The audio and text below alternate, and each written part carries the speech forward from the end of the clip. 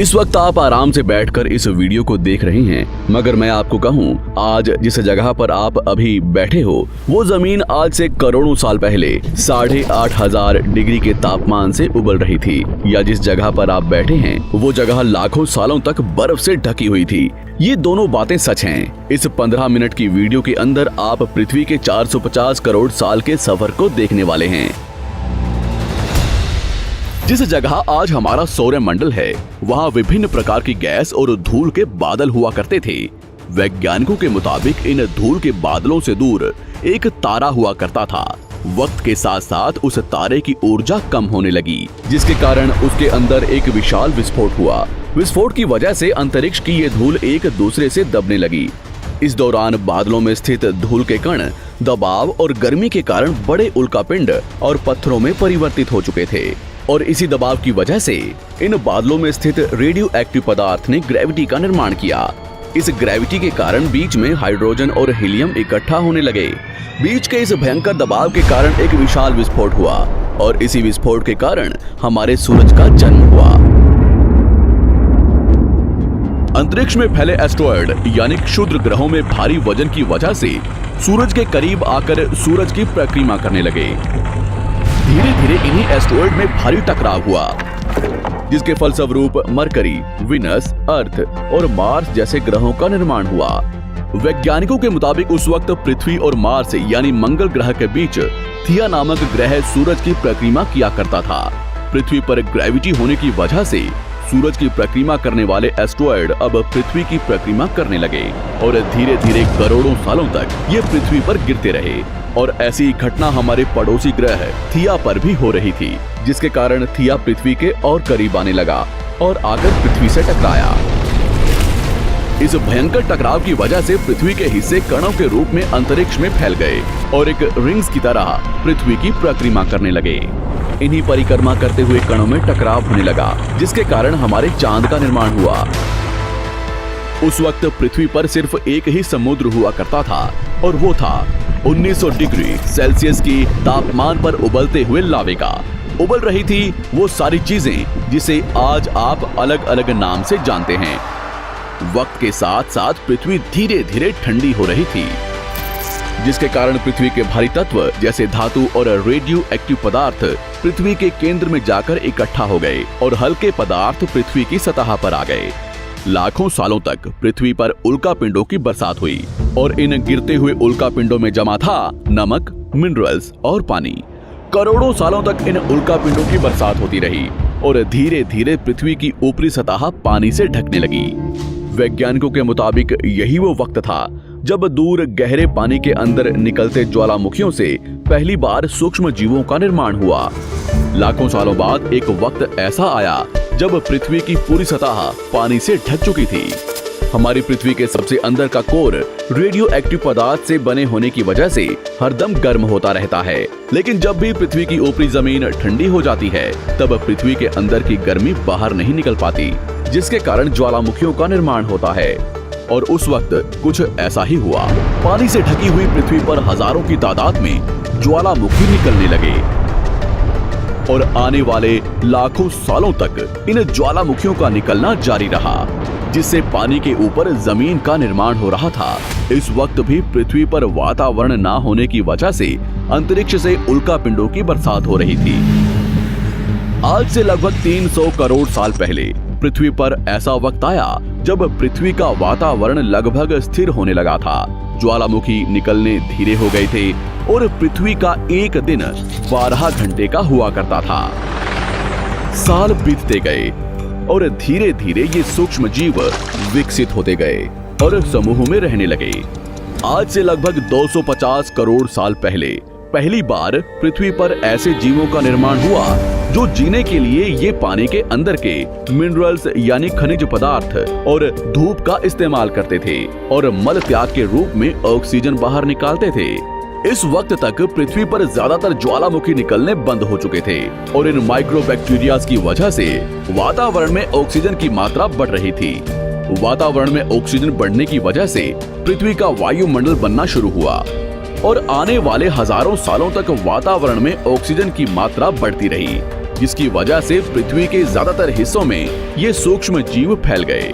हजारों सालों बाद एक वक्त ऐसा आया जब पृथ्वी में ज्यादा ऑक्सीजन बढ़ने के कारण ये सूक्ष्म जीव मरने शुरू हो गए। उस वक्त तक पृथ्वी का वातावरण ठंडा होने के साथ साथ ऑक्सीजन से भी भर चुका था, जिसके कारण जमीन और वातावरण में स्थित आयरन यानी लोहे के मिनरल्स पानी में स्थित ऑक्सीजन से रिएक्ट होने लगे। और एक वक्त ऐसा आया जब पृथ्वी की जमीन आज के मार्स के जैसे लाल हो चुकी थी। वक्त बीतने के साथ साथ धरती की टेक्टोनिक प्लेट्स में दरार होने लगी, जिसके कारण पृथ्वी के अंदर का लावा जमीन की तरह कई लाखों सालों तक खुला उबलता रहा। और यही वो कारण था जिसके कारण पृथ्वी के वातावरण में कार्बन डाइऑक्साइड की मात्रा बहुत बढ़ गई और पृथ्वी पर एसिड की वर्षा शुरू हो गई। एसिड रेन की वजह से पृथ्वी का तापमान घटने लगा और तापमान इतना घटा कि पृथ्वी के ऊपर स्थित पानी बर्फ में परिवर्तित होने लगा। पृथ्वी पर पहली बार भयंकर आइस एज आया। इस वक्त पूरी पृथ्वी सफेद बर्फ से ढक चुकी थी। आमतौर पर जब धरती पर सूरज की किरणें गिरती हैं, तब जमीन उन किरणों को सोख लेती है, मगर क्योंकि पूरी पृथ्वी बर्फ से ढक चुकी थी और क्योंकि बर्फ सफेद और चमकीली होती है, जिसके कारण सूरज की किरणें धरती पर गिरने के बाद वापस चली जाती थी। इसी कारण से पृथ्वी कई लाखों सालों तक बर्फ से ढकी रही, मगर फिर से पृथ्वी के अंदर स्थित गर्मी ज्वालामुखी के रूप में निकलना शुरू हो गई और इन ज्वालामुखियों से निकलने वाली गर्मी ने बर्फ को पिघलाना शुरू कर दिया। इसी बीच पृथ्वी की गहराई में बचे कुछ सूक्ष्म जीव धीरे धीरे बदल रहे थे और अब वो ऑक्सीजन को अपने शरीर को बड़ा और जटिल बनाने के लिए इस्तेमाल करने लगे थे। इस बीच पानी में अलग से भी छोटे समुद्री पौधे निकलने शुरू हो चुके थे। बाहर जैसे जैसे ज्वालामुखी निकल रहे थे, वैसे वैसे वातावरण कार्बन डाइऑक्साइड की वजह से गर्म हो रहा था। वक्त के साथ साथ बर्फ तो पिघलने लगी, मगर धरती पर फिर से एसिड की वर्षा शुरू हो गई, जिसके कारण फिर पृथ्वी ठंडी होने लगी और फिर पृथ्वी की ज्यादातर सतह बर्फ से ढक गई। ऐसा बार बार कई हजारों सालों तक होता रहा और इसी कारण से अब समुद्री जीव धीरे धीरे वातावरण के हिसाब से विकसित हो रहे थे।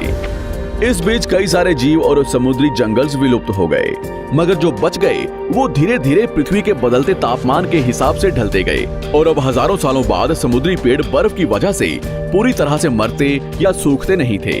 अब सूक्ष्म जीव समुद्री जीव बन चुके थे।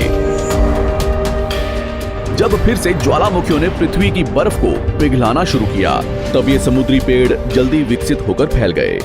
धीरे धीरे वातावरण में ऑक्सीजन की मात्रा बढ़ने लगी और पृथ्वी पर होने वाली एसिड की वर्षा कम होने लगी। वातावरण में ऑक्सीजन आने की वजह से पृथ्वी की ओजोन लेयर्स मोटी होने लगी और आज से लगभग 47 करोड़ साल पहले पृथ्वी की ऊपरी सतह पर पहली बार मोसोस नामक प्लांट उगना शुरू हुआ। वक्त के साथ साथ जमीन पर अलग अलग प्रकार के पौधे और पेड़ उगना शुरू हुए। एक वक्त ऐसा आया जब जमीन के पेड़ों की लंबाई लगभग 80 से 100 फीट जितनी या आज के 5 से 6 मंजिला बिल्डिंग जितनी ऊंची हो चुकी थी।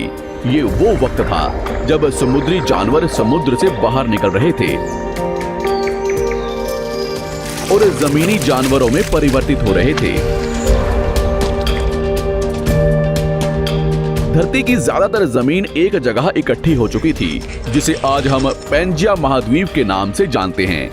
पृथ्वी का वातावरण और तापमान लगभग स्थिर हो चुका था और अब करीब 21 से 23 घंटे का दिन हुआ करता था। अब समुद्री जीव पानी से बाहर रहने लगे थे और वातावरण के हिसाब से उनके शरीर का रंग रूप बदल रहा था। धीरे धीरे ये जमीनी जानवर डायनासोर्स में परिवर्तित हो गए। जिन डायनासोर्स ने पेड़ पौधे खाने शुरू कर दिए, उनका शरीर लंबा और विशाल रूप से विकसित होने लगा। कुछ डायनासोर्स शिकार किया करते थे, जिसके कारण वे छोटे और तेज होते चले गए।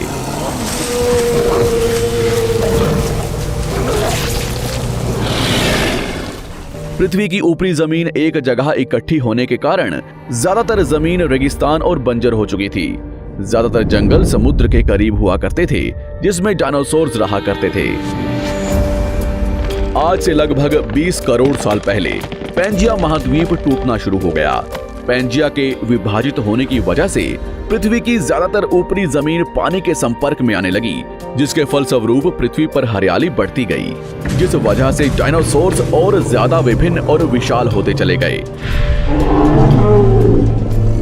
डायनासोर्स ने आने वाले लगभग 20 से 30 करोड़ सालों तक पृथ्वी पर राज किया। उस वक्त डायनासोर्स समुद्र से लेकर जमीन और आसमान तक पूरी पृथ्वी पर राज किया करते थे।